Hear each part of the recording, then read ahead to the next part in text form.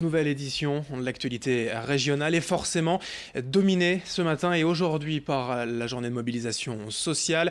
Les fonctionnaires, mais aussi les cheminots, les pilotes et stewards d'Air France seront dans la rue en tout cas aujourd'hui, ce matin et cet après-midi pour dénoncer plusieurs projets de réforme du gouvernement, une nouvelle journée d'action sociale et pour en parler, le secrétaire régional de FO, Force ouvrière pour le service public, Patrice Carré, bonjour. Bonjour. Merci d'avoir répondu à notre invitation. Vous m'invitez, je viens, normal. On sent poindre quand même une mobilisation forte aujourd'hui. Alors, on fera les comptes plus tard. Les manifestations de 95, de 2003, de 2010 ont marqué médiatiquement. On pense aujourd'hui, vous espérez que cette mobilisation peut être de la même teneur ? On espère toujours que la mobilisation sera massive. On le souhaite. Je pense que le ras-le-bol général est là. La situation vis-à-vis du gouvernement ne se débloque pas. Donc je pense qu'on sera nombreux à manifester aujourd'hui dans toutes les villes de France. Les manifestations à l'automne dernier contre la loi travail est passée en ordonnance, n'ont pas servi. Cette fois-ci, vous souhaitez marquer le coup encore plus durement ? Ah mais je crois que c'est... On nous pousse à descendre dans la rue, donc à force de pousser les salariés et les fonctionnaires à descendre dans la rue, on va descendre de plus en plus nombreux et de plus en plus en colère.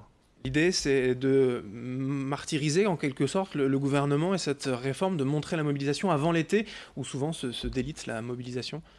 Non, l'idée, c'est de faire voir à quel point, en France, les salariés sont mécontents et qu'on ne peut pas continuer comme ça, à nous taper sur la tête et qu'on continue à dire que tout va bien, que l'économie va mieux. Nous, on veut aussi en voir les fruits. Le président, quand il a été élu, il avait promis que tous les Français seraient servis, quoi. Il avait promis aussi des économies nécessaires. Tout à fait. Mais il ne les a pas promis que sur le dos des salariés. C'est pas parce qu'on prend à ceux qui ont peu pour donner à ceux qui n'ont rien que ça ira mieux. Aujourd'hui, on parle d'une suppression sur le quinquennat de 150 000 fonctionnaires, peut-être 120 000. 122 000, voilà, exactement, 122 000. C'est un chiffre qui, quoi, pour vous, insupportable ? Mais ça veut strictement rien dire et c'est strictement insupportable, puisque d'un autre côté, on est environ 5,5 millions de fonctionnaires, il y a déjà 1 million de contractuels, et on nous propose aujourd'hui de renforcer encore les contractuels, de nous mettre encore des emplois précaires, de nous mettre des emplois qui vont être sur 4 ans ou 5 ans, des contrats de mission, comme ils appellent. On veut entièrement réformer, on veut faire de la fonction publique, qui est un service au service du citoyen, un service marchand à long terme. Il n'y a pas trop de fonctionnaires aujourd'hui en France ? Je pense pas. Je crois que tout le monde est content que quand il emmène ses enfants à l'école primaire et maternelle, il y a des ATSEM qui s'en occupent toute la journée, qui les accompagnent le midi pour manger et autres. On est content que dans les EHPAD, il y a des personnes pour s'occuper des personnes âgées dépendantes. Je crois qu'on ne voit pas le fonctionnaire tel qu'il est. On est encore sur une image d'Épinal, que le fonctionnaire ne sert pas à grand-chose, qu'il est accoudé sur sa pelle, mais on en est loin aujourd'hui. La réponse de cette volonté du gouvernement de passer, comme vous dites, certainement en force via les ordonnances, la réponse, elle est sur le terrain de faire cette grève aussi en force, notamment comme on le voit à la SNCF, 2 jours sur 5, et de mobiliser constamment. Vous savez, les fonctionnaires, les salariés français se font jamais un plaisir de se mettre en grève. Perdre une journée de salaire, pour un salarié, c'est pas rien, ça touche à la fin du mois, tout le monde a des crédits, tout le monde a des difficultés. Quand les gens se mettent en grève et qu'ils perdent une journée de salaire, c'est pas pour se promener. C'est parce que vraiment, ils en ont assez. Ils en ont assez d'avoir des difficultés en fin de mois. Ils en ont assez de ne pas voir les résultats. On passe notre temps en France à être de crise en crise. J'ai 54 ans, je travaille depuis plus de 30 ans, et depuis 54 ans, je connais que des crises. Depuis 81, on passe de crise en crise.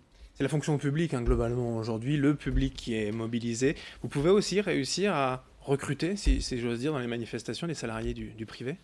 Mais les salariés du privé, pour avoir encore hier été avec mon UD Force ouvrière à Lille, toutes les unions locales sont mobilisées. Les salariés du privé ne sont pas contre les fonctionnaires. On n'oppose pas les uns aux autres. Ça, c'est une vue du gouvernement. De faire plaisir aux uns en disant « il faut taper sur eux, c'est les mauvais ». On a tapé il y a 2-3 jours sur les chômeurs. Il y a quelque temps, on tapait sur ceux qui trafiquent avec la CAF ou les CEPAM, ce qui est minime. C'est-à-dire on a besoin, dans ce pays, de toujours trouver des boucs émissaires. Donc là, aujourd'hui, le bouc émissaire, c'est le fonctionnaire. De tout temps, ça a été comme ça, donc ça ne va pas changer aujourd'hui. Une grève, néanmoins, n'est pas populaire, forcément, mais nécessaire selon vous. Cette grève qui s'annonce longue, par exemple, la SNCF, durant 3 mois, 2 jours sur 5, est-ce qu'elle peut selon vous, ne pas finalement avoir un effet pervers et se mettre à dos l'ensemble de l'opinion publique? Mais si demain on trouve une autre solution, si le gouvernement demain ouvre les portes et dit on négocie sérieusement, on se met autour d'une table, on négocie sérieusement, on va pas vous bloquer, on va pas vous enlever votre Ce qui ne statut. semble pas être le cas quand même. Donc, Quand vous avez en face de vous des gens qui disent on négocie, mais de toute façon tout est déjà fait, tout est signé, on a déjà les solutions, comment vous voulez négocier? vous irez, en tout cas avec vous, Force ouvrière, les autres syndicats, 7 sur 9 déjà sont mobilisés. Vous irez jusqu'au bout de ces manifestations, jusqu'à l'été de plus en plus dur, même si c'est impopulaire? On n'a pas prévu de s'arrêter en si bon chemin tant que le gouvernement ne rentrera pas dans de meilleures conditions. Vous avez vu que là, le gouvernement a quand même fait un effort sur la CSG pour les retraités. Mhm. Donc c'est que quand même, ils se disent, ça commence à bouger de partout, il faut que je fasse attention. Les retraités se sont mobilisés, les fonctionnaires se mobilisent, les salariés du privé vont se mobiliser, les chômeurs vont se mobiliser. Au fur et à mesure, on est dans les prémices d'une chose qui risque de déborder un jour ou l'autre. Alors, sans forcément donner de chiffres, parce que c'est compliqué, vous attendez combien de manifestants aujourd'hui? Et cette journée, forcément, est la première. Quand est-ce qu'aura lieu la seconde? On espère toujours qu'il y ait le plus de gens possible dans la rue. Tout dépendra des villes qui auront réussi à mobiliser. Ça, je pourrais vous le dire demain. C'est un prémisse. Ça a d'autres manifestations qui, à mon avis, vont suivre. Les syndicats vont se rencontrer très rapidement. On va se rediscuter entre nous, de voir Dans combien de temps? la Une suite semaine, 2 semaines? Faut que ça aille vite pour être efficace. mais la rencontre intersyndicale aura lieu très rapidement. À la suite de ces manifestations d'aujourd'hui, on analysera la situation et ce qui nous permettra de voir la suite à donner. On peut rêver, peut-être que ce soir, notre président dira « Je vous ai entendu, on va négocier sérieusement ». Vous pouvez rêver, effectivement. Oui. Patrice Carré, secrétaire régional Force ouvrière, service public, merci d'être venu. Merci à vous de m'avoir invité.